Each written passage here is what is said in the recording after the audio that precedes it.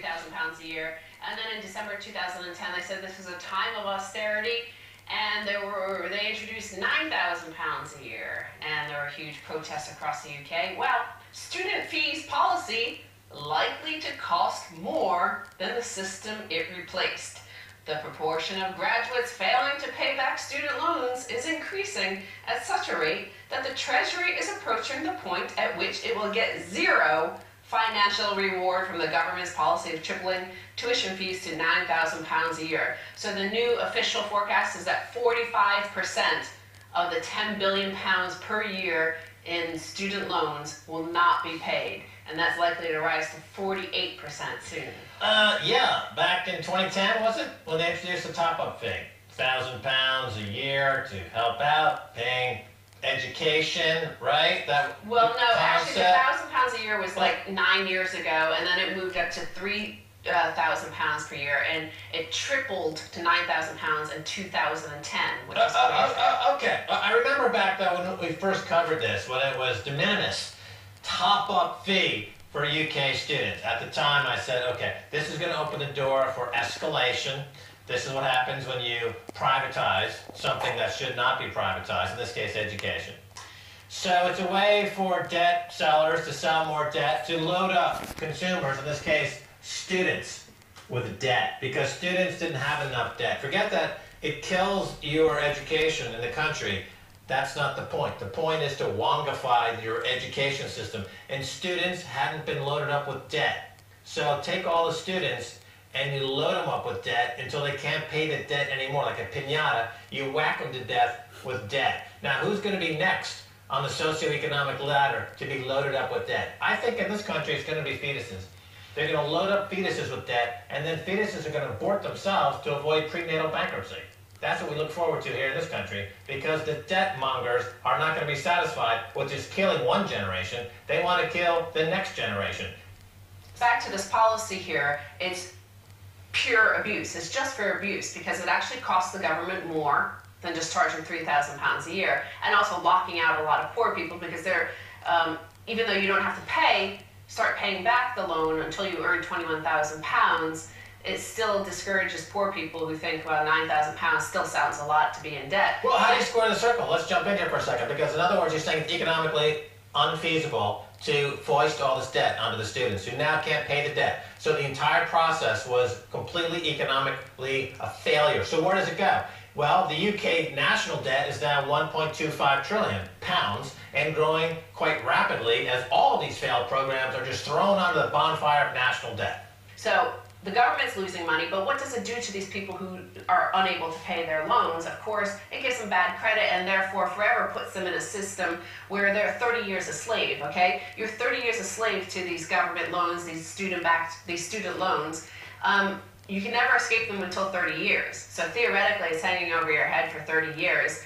You also have a lower credit rating, which gives you a higher interest rate on your credit cards, on your loans for your house, your mortgage, therefore make you even more of a slave. You're on the wrong side of the interest rate apartheid wall, and you're suffering under the burden of high interest rates, but the people who are selling you the debt are able to borrow money at near 0% interest, and they're able to consume borrowing money at near 0% interest. They're jacking up inflation, but it doesn't matter for them because they're borrowing money at near 0% interest. You're on the wrong side of the interest rate apartheid wall, so you pay high interest and higher rates of interest for your student debt, which you can't pay back. It lowers your student rate, your credit rating, and therefore your cost of debt even goes higher. Oh, by the way, let's start a new war somewhere. We'll send you as a soldier to go pay off your debt. That's ultimately the plan for this coalition government, is to get rid of deadbeat debtors and students. You say, we'll just send you to Ukraine, send you to Russia, send you to someplace else, send you to Afghanistan, send you to the war on terror hoax, and you'll get dead, and then we'll write you off. Some more UK soldiers dead for Wonga. Right on, UK soldiers, die for Wonga, because you deserved it in this country. Cup of tea.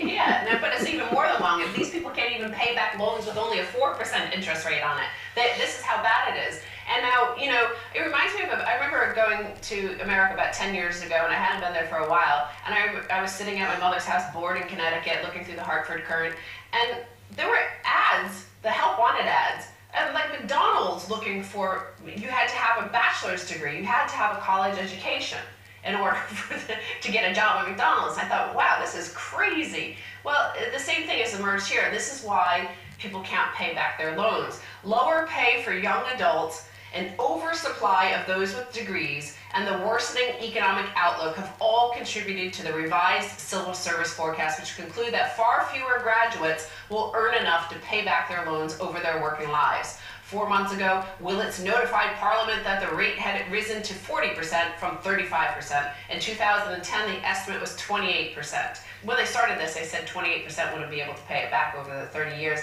Now it's up to 40%, now it's 45%, and soon it's going to be 48.6%. And they're going to end up in prison where they are privatizing the prisons to go with the privatized education, and the privatized health service, and the privatized energy business, and the privatized transportation system. And you have the privatized prison business, and people end up in prison, debtor's prison, the workhouse. They already have the model here in the UK going back, 150 years or so. They had the workhouse. Now they're going to have the branded workhouse. It'll be McDonald's workhouse. It'll be Wonga's workhouse.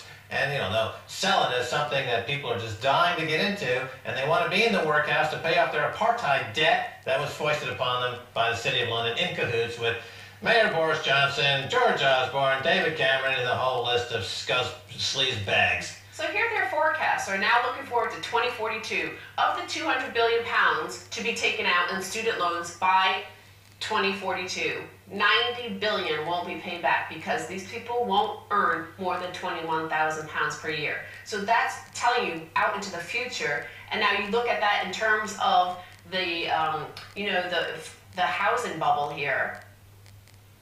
Like you're always going to be earning only 10% of what house prices are. That's part of the apartheid system in the UK, using interest rates instead of absolute walls, or the apartheid wall, over Israel-Palestine. Here in the UK, they use interest rate wall to separate the folks that they're trying to systematically annihilate through economic terrorism, versus the people that they're our friends who will support their wars overseas, the people who support criminality in Whitehall, the people who support criminality in the city.